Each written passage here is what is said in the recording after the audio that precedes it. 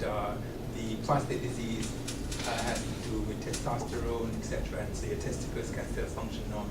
So there is really no relationship. And you said that it's not done normally here.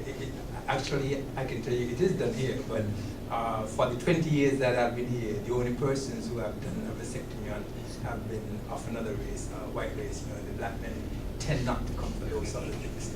Yeah, that's what I thought. Yes. When one talks about the barbers, no, I'm not having that. You know, and it's interesting because the vasectomy, it's a local procedure, outpatient procedure, quick procedure, but most persons would prefer to send their wife to have a general anesthetic and have the abdomen open and have a tubal ligation as opposed to having a vasectomy.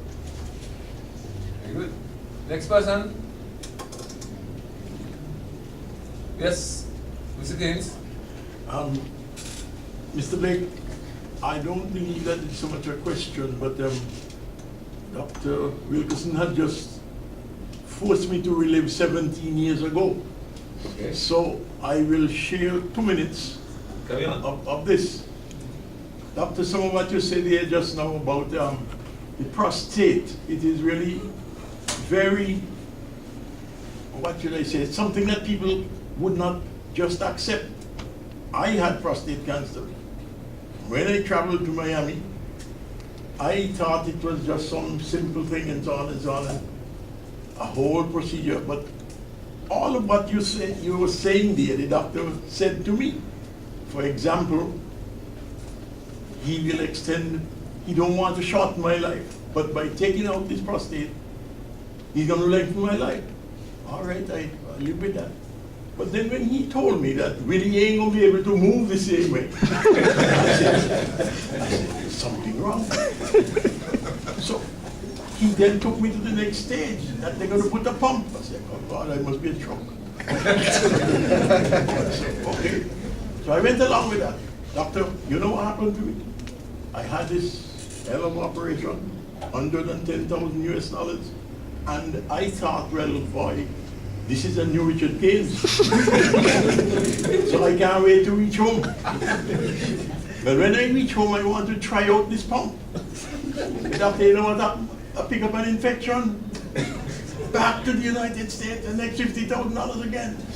And no, I'm very serious about this. And well, for me, the doctor said, man, you had no right. You should have had 6 to 8 weeks before you have any sexual intercourse again. I said, but will you give me this pump for them? You know, because I felt a sort of relief that my life ain't going to be ended. That's how I thought. Doctor, when he told me so the first time about you can't get an erection, I cried for 3 hours, you know. But anyway, all I'm saying, I'm very glad that you are educating us this way, because I am sure that there are some persons in this room who may be at the stage where I was then, and that this certainly would be an experience for them. Thank you, that's all I wanted to say. Thank you. That's what we like, sharing experiences with one another. Next person, please. How about one of the younger fellows? Okay, we'll hear from... I'll stand. Yes, excellent presentation, of course. In digging around knowledge, I just like to read stuff. There was an article that was suggesting that people who live in the Far East, bit like around China, Japan, those places, didn't really have much prostate issues amongst men. And it was mostly a Western disease. So they did all kind of different studies, and what they found was that some people left the East and went to the West to live, and they start develop prostate issues.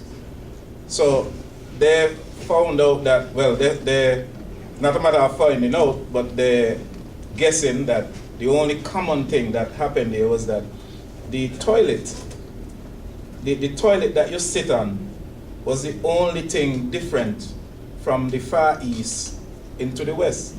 So they're saying that those who came to the West, when they start using these toilets, they start to develop prostate issues as well.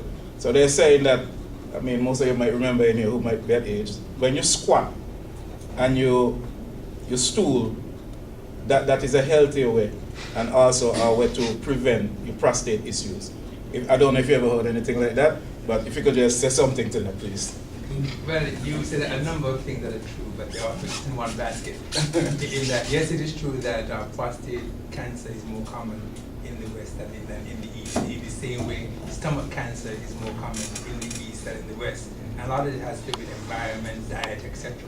Okay, I don't think it's just the toilet and the way you sit, but it's a true fact that the more natural way for one to defecate is to squat. And so if one has a toilet that is low, if you squat it, you will tend to have less bowel issues. And so in the East, where they stoop and squat and the toilet bowl is on the ground, that's a more natural way of doing it. And so what persons are starting to do now is to provide a rest for your foot so that your feet are more up in the air to put you in a more natural position. Yeah, I heard about that. Okay, let's take this guy in the back. Since prostate cancer screening is controversial, like you said, we should go for the test at 40. We learned that this testing increases detection of cancer, but does not increase or decrease the rate of mortality. Is it still recommended, or is it advisable to go for the screening test because of obviously it doesn't decrease mortality rate? Yeah, well, you're making a very good point there, in that a lot of studies have shown that since we've started to do widespread screening for prostate cancer, you're picking up persons with elevated PSAs who otherwise are normal. So you might have somebody who came with a PSA of 6 or 7, you decided to do a biopsy, the biopsy came up normal. And so knowing that it was normal now, we are determining that a lot of these persons are having operations that they should not have had. Also too, you might pick up prostate cancer in somebody who was 70, who if they were not screened at all, they could have gone on and lived a normal life and died from something else. And so they might have been subjected to an operation that they did not need. And so you have false positives and false negatives. But the general consensus still is that one should screen, because if it's detected in a younger person, when I say younger, 45, 50, it can be more aggressive than in someone who is older. And so there are a lot of persons who, if you pass the age of 75 or 80, they would decide to stop doing PSAs and stop doing the regular rectal examinations unless you have to talk. But when I'm giving this talk, I have to give the down the middle, not to confuse person, but it's a very good point you're making. Very good. Let's keep it going. Yes. Could prostrate affect the erectile dysfunction? Yes, it can. In that, especially if one has prostate cancer and it's affected the nerves, etc., it can lead to erectile dysfunction. And that's one of the ways that persons can present the erectile dysfunction. Carry on. At what stage? So for instance, I mean, somebody is diagnosed with swollen prostate. I mean, it's in nothing loud. You will only get that if, for example, it has spread beyond the prostate and it's affecting the pelvic nerves, Okay. the nerves that are coming to the prostate. And a lot of times, if somebody has nerve damage, then the medications are not going to work. And sometimes this is where people will get problems with the medication. They might have nerve damage, they just cannot get an erection, and they decide they're going to use one bad or 2, 3, and then they end up with significant drop in their blood pressure and cardiac problems and death. Again, so the medication is not for everyone. It's for persons who still have the ability for the blood vessels to be vasodilated. So if your vessels are bad, if your nerves are bad, then the medication is not going to work for you. Yes, Mr. Wilkinson? Am I correct in deducing from what you said that the current position is more conservative in dealing with prostate health than it was previously? It is. Can you, Yes. is it possible to generalize? You can say it is more conservative, and persons are looking at other things. For example, I mentioned the PSA velocity, PSA density. So instead of just going and acting on one elevation of your PSA. Also, we are looking at the free PSA and the ratio of the free PSA to the bound PSA to determine whether or not you would do any surgical intervention as opposed to just looking at the absolute PSA. And persons are even looking at something that's called the full PSA, which is something that's clipped off before the PSA is formed. And so yes, it's more cautious. Very good. If one stream is short, and a couple of the other things like getting up frequently is not happening, and you're not dripping and all that kind of thing and so, but your stream is short than what you used to be a couple of years back. Does it mean that something is happening or something? Don't forget I said that the prostate normally increases as you get older. And so you should expect a decrease in your stream, you understand? There is no way you're going to stand here at the age of, you look like if you're 35, 50, you know, with a young man who is 20 and be able to shoot you as far as him, but that's a normal expectation. But if you have a number of other symptoms, then you would have to get checked out. Okay, but the stream normally decreases because the prostate increases and it is slightly obstructed. In other words, one can have some symptoms and not necessarily have a problem with the prostate. But if you have all of those symptoms, I think that's what he's saying again. What I'm saying is you should go to the doctor. Well, one should go to the doctor to get a regular check, but it's not everyone who has benign enlargement of the prostate would require treatment. That's what I'm saying. Yes. And so you may have some symptoms, and the treatment might just be to watch it and wait and see if it gets worse. All right.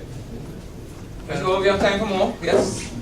Just following on from the from that question, you know, there's another men's council where some of us older folk do get together and discuss this, so we don't have to go to the doctor. And one of the things that comes up quite often is that during the day you can go for a long period without actually urinating, and when you do, you know, not quite like a horse, but at that end of the scale. That's true. But yet at night, it goes the complete opposite, that you know you have to get up 2 or 3 times, it's all the things you put down as symptoms. Why is there, or can there be that kind of diurnal variation?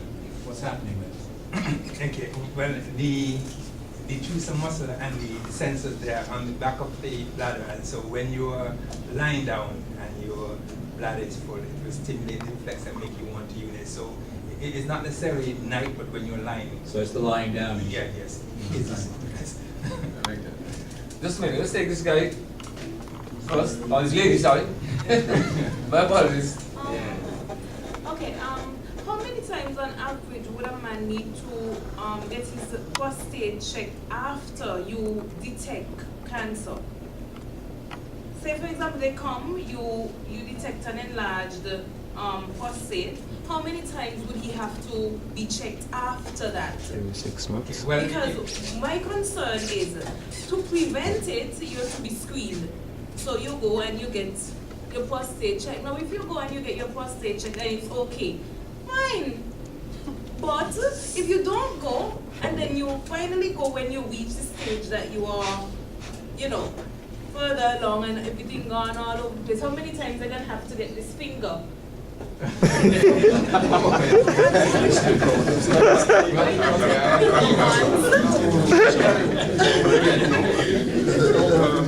One doesn't really have to have the digital exam more than once a year. Because once you've made your diagnosis, there are other things that you perform instead to see whether or not the person is responding to the treatment. And so if, for example, you had someone who came with a PSA of greater than 100, did a rectal exam, they found that the prostate was enlarged and hard, and the biopsy came and confirmed that it was cancerous, then you can continue to follow them now with the PSA, and you will see. Yes. Your finger. Yes, so you don't need to go and do it every doctor's visit. So it's only one time. Once per year. But I've heard men say that it's one of the most uncomfortable experiences they've had. I've heard that. Just a minute, do you have any? You finished? No, one more thing. I would like to know the real reason from men. Why is it that you don't want to be tested. What's the real issue? No, we can't answer that here. You have to tell me that afterwards. No, you're directing the questions to the doctor. But the men themselves can talk to you afterwards.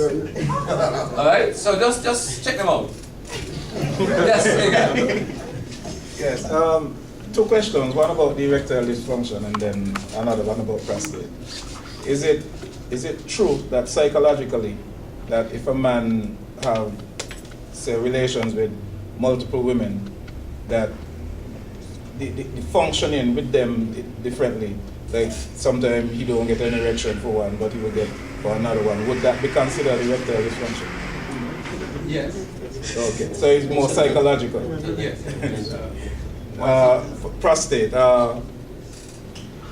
after intercourse, the stream of urine normally be more comfortable and even further. What causes that? I'm not aware of that.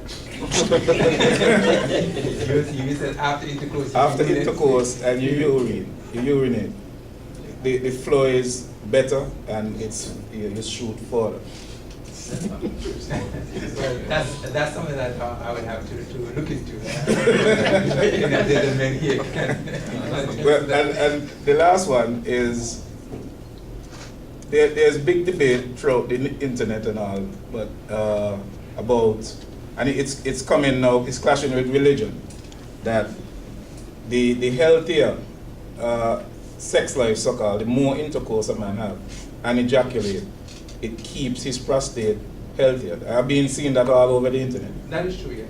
It is true. Right, but the church people is having an issue with this.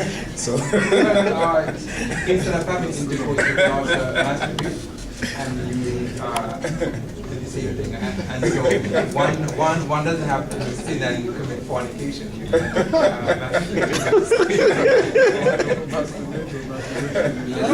You're saying, doctor, that Just a minute, you have to be recognized first, please. I saw a hand over here. Excuse me? Saw a hand over here? A new hand? Okay. Oh, sorry. Famous. Okay. Carry on then. Go ahead. I just wanted to be straightened on what you say. I mean, it's true. The more sex you indulge in.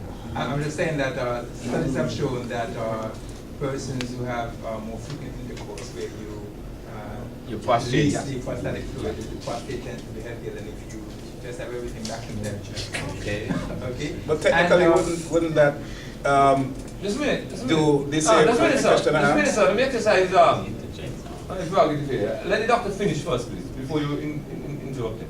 Yeah, because I was actually going to go back to a question that the young lady was asking, which is actually a very good question, because she was asking why is it men do not want to have the prostate examination. It's not men, it is a Caribbean thing, so it has to do culturally, because I've worked in other places where people will come in for their prostate exam the same way they come to see the psychiatrist, etc. But it's a matter thing that we have in the Caribbean, where persons are just afraid, or they like to say that they're afraid, but when they're in the doctor's examination, they would, in private, they would willingly have it. And so that's why I'm hoping that with this discussion that we're having, we can break the taboo, so people don't have to say that, the prostate exam is the worst thing ever, that they're afraid to talk about erectile dysfunction. We need to be able to speak about these things freely and address them. Right. Libby? Doc, I can give an answer to the young lady. It's a psychological thing happened to men, because when I did it the first time, on my way home, I just shaking my head, say, what I just did. I get violated. It's a psychological kind of thing for real, Doc. Well, I mean, you're right. You will be surprised how many men, if I do an exam on them, months after, they can't look at me. I don't understand why. But, Doc? Wait. Yes, But I continue to do it because I have loved ones and the concern about me. So, because the concern about me, I have to try as much to live a healthy life. So that's why I continue doing it. Okay? You mentioned that one of the symptoms with the blood in the urine. At what stage is that likely to occur? The blood in the urine can occur at any point in time. It can be a sign of cancer of the prostate, as well as it cannot. There are some persons who have benign prostatic hyperplasia, benign disease, and just from forcing and straining, they can rupture blood vessel and have blood in the urine. And so it is not a pathognomonic sign of cancer. Okay, floor is still open. We have time for another 2-3 questions, I believe. Excuse me. I also think that men should also go, because I remember at the age of 20-something years, I had to do cancer, operation for cancer. So even in... Didn't hear cancer operation? Yeah. Down here. Colon. Yeah, so I will encourage people to go. And I believe it's the mindset that we have as the Caribbean people. So even last year, I did mine, it was okay. I believe that I did a check again for cancer, it was okay. So I believe that men on a whole need to continue to check and continue to check, because if you go and you find out at the age of 40 that you have cancer and you soon die, you will want to do things to keep your life. So I will encourage you to make sure you keep that check and continue to check and get this mindset out of your mind, because a lot of men is saying that they would not let a man put their finger, but nowadays days you see men in tie and you can't believe they're going with other men.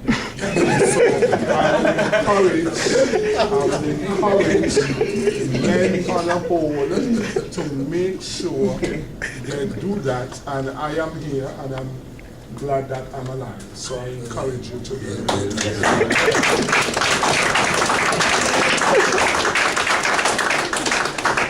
One more question?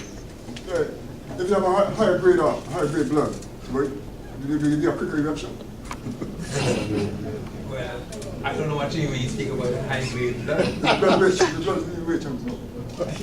Well, usually when people speak about their blood being rich, they mean that they're not anemic.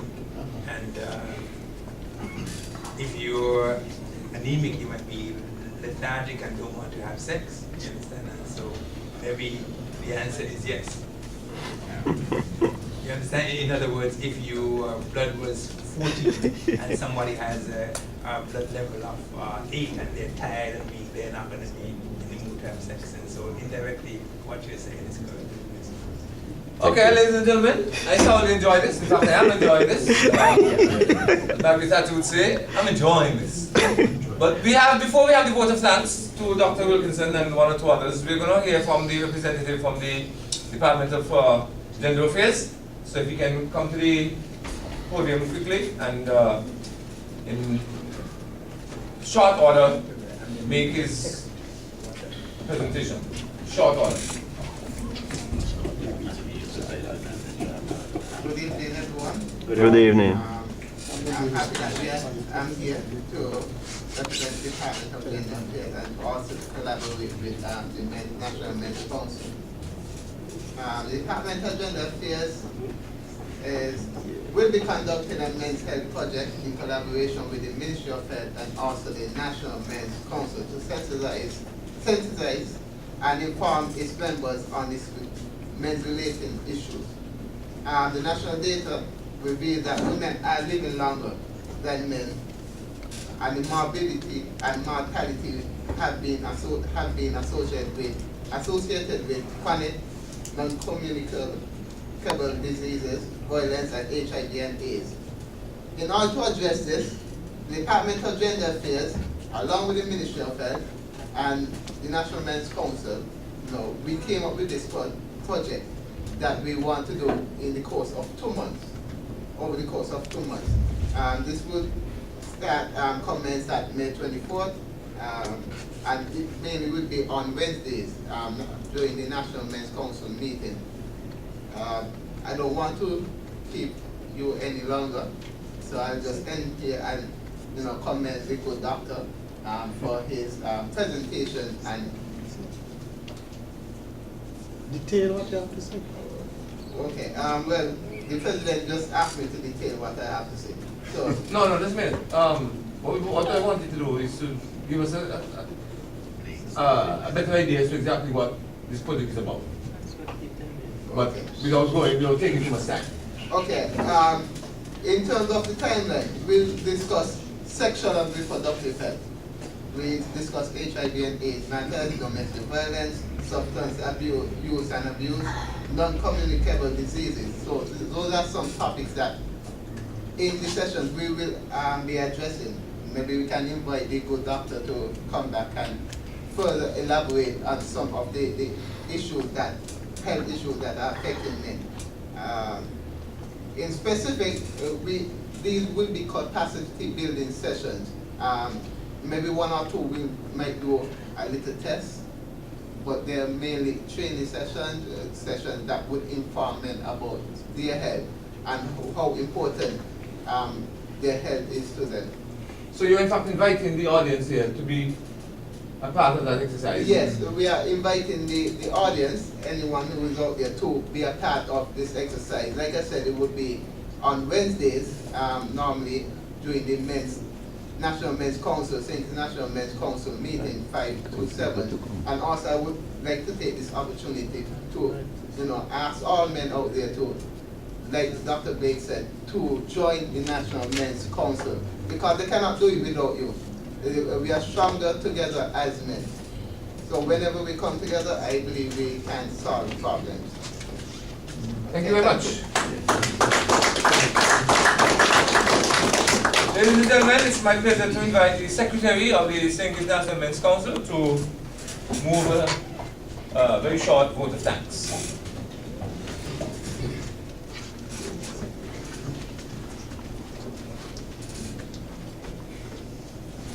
Good evening, ladies and gentlemen. Good evening. At this time, I would like to express profound gratitude to UE for affording us this opportunity to use this facility free of cost. I extend my gratitude to the ZIZ Broadcasting Network for recording this forum. I think they did a great job. I also want to say special thanks to the audience for sparing their time to be here, both national and non-nationals. And this lecture couldn't have been successful without the one and only Dr. Wilkinson. I want to thank him for being here, for expressing and elaborate on issues pertaining to men, health, and concerns. Once again, I thank you all for being here. This lecture was hosted by the St. International Men's Council, and I want to encourage you guys and make it be alert that it doesn't end here. The meeting continues tomorrow, tomorrow Wednesday at the Irish Town Primary School, beginning at 5. So I'm encouraging all the men to attend. If you cannot make it this week, you can join us on another week, guys, held on a weekly basis. Once again, thank you all for being here, and do wish you all a pleasant evening. We appreciate that very much. One of our young farmers, very actively involved in the council, and I'm really delighted that all of you turned out. I certainly would be happy, I think the council will be happy to see most of you men, if not all of you, attending this function, this meeting tomorrow, or every Wednesday, any Wednesday thereafter. Thank you very much. Have a great evening. Have a good night.